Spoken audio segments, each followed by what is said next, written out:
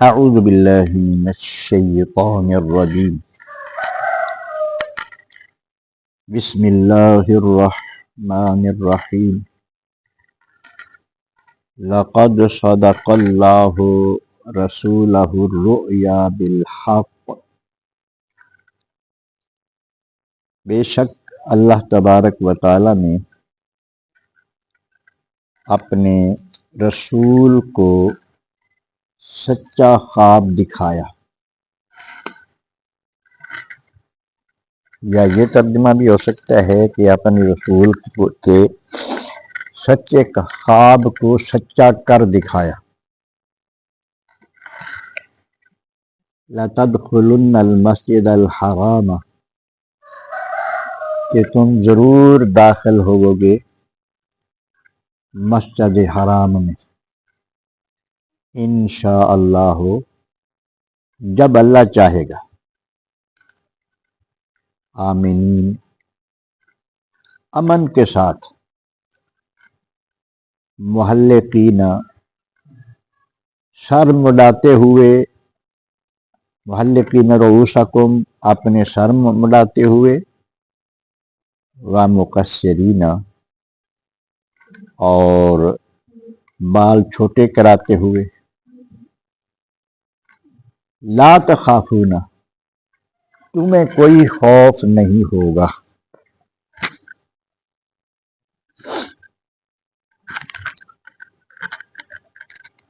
اور جگہ پہ بھی جو مسلمانوں کے لیے حالات تھے کافروں کے پیدا کیے ہوئے، اس کا مطالعہ ہم کر رہے ہیں، اور یہ سورہ فتح جو ہے اس میں بھی ہم نے پڑھا ہے، یہ آیت نمبر 27 ہے سورۃ فاتحہ کی۔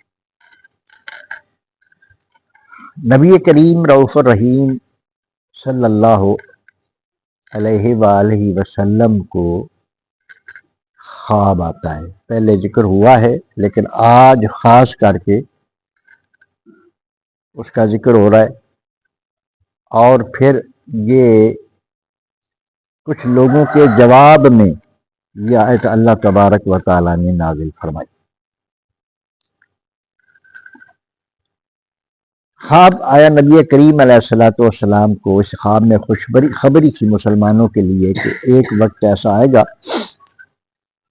تم امن کے ساتھ مکہ جاؤ گے، تمہیں کسی کا خطرہ نہیں ہوگا، کوئی خوف نہیں ہوگا، تم عمرہ ادا کرو گے، تم حلق کرواؤ گے، قصر کرواؤ گے، حلق پورے سارے وال منڈوا دینا، ٹینڈ کروانا، اور قصر وال چھوٹے کروانا، عمرے کی ادائیگی کے بعد یہ ہوتا ہے، اور فرمایا کہ تمہیں کسی قسم کا خوف نہیں ہوگا۔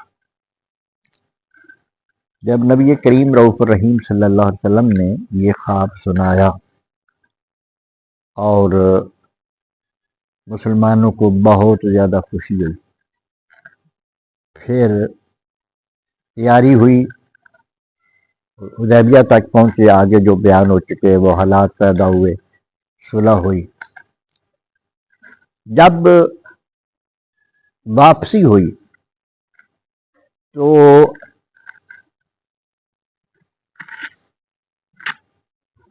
خواب میں تو یہ تھا کہ ہم جائیں گے، کعبے میں جائیں گے، طواف کریں گے، پھر سر منڈائیں گے، لیکن یہ تو راستے سے واپس آنا پڑا۔ منافق کو جب کوئی موقع ہاتھ آ جاتا نبی کریم علیہ السلام کے خلاف بات کرنے کا، اسلام کے خلاف بات کرنے کا، تو وہ موقع کو جانے نہیں دیتے تھے۔ لو جی دعوت ایک کیتا گیا سی کہ اسی کعبے جاواں گے تو حلق بھی کراواں گے، تو طواف بھی کریں گے، تو سارا کچھ ہوئے گا، اسی سے کوئی نہیں کروایا حلق، اسی تو ہی آ گئے ہیں، واپس رستے چ موڑ آئے ہیں۔ یہ وہ احسان کے طور پر بات کرتے۔ اب اس کا جواب اللہ تبارک و تعالیٰ دے رہا ہے کہ میرے حبیب کا خواب سچا ہے، اور اللہ نے اس خواب کو سچا کر دکھایا. کچھ عرصہ بعد میں یہ سچا ہونے والا تھا. تو اللہ نے فرمایا یہ حقیقت یہ کہ یہ خواب سچا ہے، ایک تیرے ایسا آنے والا ہے کہ پھر تم جاؤ گے اور یہ سارا کچھ جو خواب میں بیان ہوا ہے سارا کچھ تم کرو گے. حضرت عمر فاروق رضی اللہ تعالیٰ عنہ نے بھی بات سمجھنے کے لیے یہ سوال کیا کہ یا رسول اللہ، آپ نے تو فرمایا تھا مکے جائیں گے طواف کریں گے. ان کو نبی کریم علیہ السلام نے یہ آیت نازل ہونے سے پہلے کی بات جو سوال انہوں نے بھی کیا تھا، جو میں سمجھنا چاہتا ہوں. صحابی کو یہ پتہ ہے کہ حضور جو فرماتے ہیں سچ فرماتے ہیں، حق فرماتے ہیں. نبی کا خواب بھی وہی ہوتا ہے. نبی کا خواب ہمارے خواب کی طرح نہیں ہوتا. جھوٹا خواب نبی کو آ سکتا ہی نہیں. ضرور مجھے ذرا سمجھا دیجیے کہ آپ نے فرمایا تھا کہ جائیں گے اور وہاں طواف کریں گے. نبی کریم علیہ الصلوۃ والسلام نے ارشاد فرمایا، جب میں بیان کر رہا تھا تو میرے یہ الفاظ تھے کہ اسی سال جائیں گے. عرض کہ یا رسول اللہ نہیں. تو فرمایا پھر سمجھ جاؤ وہ موقع بعد میں آنے والا ہے. اس میں اللہ تبارک و تعالیٰ کی بہت ساری حکمتیں ہیں جو ہمارے حق میں جو بہتر. تو یہ بات ہم نے ذہن میں رکھنی ہے کہ نبی صلی اللہ علیہ وسلم تمام انبیاء علیہ الصلوۃ والسلام جو ہیں ان کو جو خواب آتا ہے وہ اللہ کی طرف سے وحی ہوتی ہے. نبی کو خواب جو آتا ہے وہ سچا ہی ہوتا ہے. ایک بڑا مشہور، ہر سال ہم خواب سنتے ہیں حضرت ابراہیم علیہ السلام کا. ابراہیم علیہ السلام کا یہ جو قربانی ہم کرتے ہیں نا، یہ اس خواب کا نتیجہ ہے. خواب کا نتیجہ ہے. تو حضرت اسماعیل علیہ السلام کو آپ نے ارشاد فرمایا کہ انی ارا فی المنام انی اذبحک فانظر ما تری. بیٹا میں نے خواب میں دیکھا ہے، نیند میں تھا میں نے دیکھا ہے. انی ارا فی المنام، انی میں نے، ارا دیکھا ہے، فی المنام نیند میں، انی اذبحک میں تجھے ذبح کر رہا ہوں. فانظر ماذا تری، اب تو دیکھ اس میں تیری کیا رائے ہے. اللہ اکبر. حکم نہیں سنایا حضرت ابراہیم علیہ السلام نے. حضرت اسماعیل علیہ السلام کی عمر اس وقت تقریباً کوئی 12 سال کے لگتا ہے. بچے ہیں. مسئلہ جان کا ہو، عمر بھی چھوٹی ہو،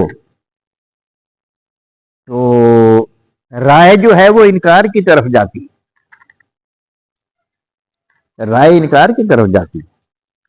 جب عام ذہن ہو تو پھر ایسا ہوتا ہے.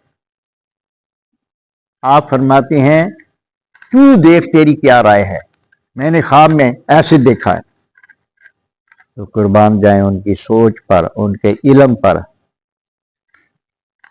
آگے سے وہ جواب دیتے ہیں یا ابت فعل ما تؤمر، ابا جی کر گزرو جس کا تمہیں حکم دیا گیا ہے. اب اسماعیل علیہ السلام نے تو صاف صاف کہہ دیا کہ یہ خواب نہیں، یہ حکم الہی ہے، کر گزریے. مجھ سے پوچھنے کی بھی ضرورت نہیں، ابا جی کر گزریے. ہاں جی، اتنا ان کو چھوٹی عمر میں بھی یقین تھا کہ نبی کی خواب غلط نہیں ہوتا، نبی کا خواب سچا ہوتا ہے. تو ہمارے آقا حضور سرور کائنات صلی اللہ علیہ وسلم نے حدیث پاک میں یہ ارشاد فرمایا ہے کہ خواب جو ہوتا ہے یہ نبوت کا 46واں حصہ ہوتا ہے. نبی کریم علیہ الصلوۃ والسلام وہی نازل ہونے سے 6 مہینے پہلے سچے خوابوں سے شروع ہوا تھا کام. آپ تو سچے خواب آتے تھے، پھر آپ وہ بیان فرماتے، اس کی تعبیر بھی آپ خود ہی فرماتے. تو آپ نے فرمایا 46واں حصہ ہے، یہ حدیث پاک میں ہے. خواب جو ہے یہ نبوت کا 46واں حصہ ہے، نبی کا خواب جو ہوتا ہے. تو اللہ تبارک و تعالیٰ نے ارشاد فرمایا کہ اللہ نے سچ کر دکھایا اپنے نبی کے خواب کو. لَتَدْخُلُنَّ الْمَسْجِدَ الْحَرَامَ کہ تم ضرور داخل ہوگے مسجد حرام میں انشاءاللہ جب اللہ چاہے گا.